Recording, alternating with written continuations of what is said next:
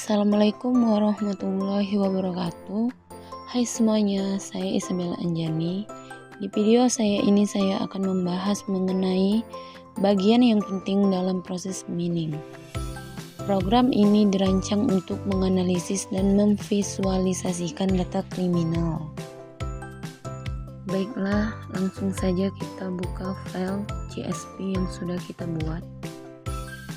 Di CSV ini berisi ID, case, tanggal. Setelah itu buka idle dan buka file coding kita. Di coding ini CSV berfungsi membaca file CSV. Default disk, struktur data. Pandas, analisis data lanjutan. Matplotlib, membuat grafik atau visualisasi. File fetch adalah untuk menetapkan nama file, untuk mengecek nama file, membuat dictionary log di mana setiap key adalah ID dari suatu kasus dan value-nya adalah list dari kejadian-kejadian. Membuka file CSV dan menggunakan disk reader untuk membaca suatu baris. Script ini memeriksa kolom ID dan case benar-benar ada dalam file CSV. Jika tidak ditemukan, program akan menampilkan kolom yang tersedia dan menghentikan proses. Membaca setiap baris dari CSV dan mengambil nilai dari kolom ID dan case. Hitung berapa kali setiap jenis kasus muncul di seluruh data. Misalnya jika ada 10 kasus mencuri, nilainya akan jadi 10. Bagian ini mencetak hasil analisis frekuensi kasus ke layar antar kejadian dalam satu rangkaian kasus. Pada bagian tampilkan transisi, yaitu hasil dari transisi ditampilkan ke layar. Pada bagian visualisasi frekuensi kasus, untuk mengubah hasil frekuensi menjadi data frame menggunakan pandas, lalu mengurutkannya dari yang paling sering muncul. Dan pada bagian PLT figure adalah bagian untuk membuat grafik batang horizontal yang menunjukkan seberapa sering tiap jenis kriminalitas muncul.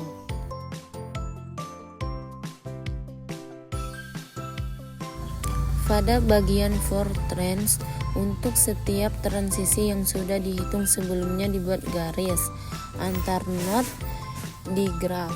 Nilai weight menunjukkan berapa kali transisi itu terjadi. NX draw menggambar graf dengan label dan panah. NX draw network NG labels menampilkan label jumlah transisi di garis panahnya. Langsung saja kita run dan hasilnya akan muncul seperti ini. Ini adalah tampilan grafik batang frekuensi kasus data kriminal di mana melarikan diri sebanyak 5 kali. Ini adalah graf transisi antar kasus data kriminal. Masuk rumah untuk mencuri barang 3 kali. Di dalam tampilan ini kita bisa melihat frekuensi data kriminal: masuk rumah 4 kali, mencuri barang 4 kali, melarikan diri 5 kali, masuk toko 3 kali, mencuri uang 2 kali, diketahui pemilik 1 kali, ditangkap polisi 2 kali, diketahui satpam 1 kali. Untuk frekuensi data kriminal, transisi antar data kriminal: masuk rumah mencuri barang 3 kali, mencuri barang melarikan diri 2 kali, masuk toko mencuri uang 2 kali, mencuri uang melarikan diri 1 kali, masuk rumah diketahui pemilik 1 kali, diketahui pemilik melarikan diri 1 kali, mencuri barang ditangkap polisi 2 kali, mencuri uang diketahui satpam 3 kali, diketahui satpam melarikan diri 1 kali, masuk toko mencuri barang 1 kali. Kita bisa melihatnya dari tampilan ini ya. Sekian video dari saya. Wassalamualaikum warahmatullahi wabarakatuh.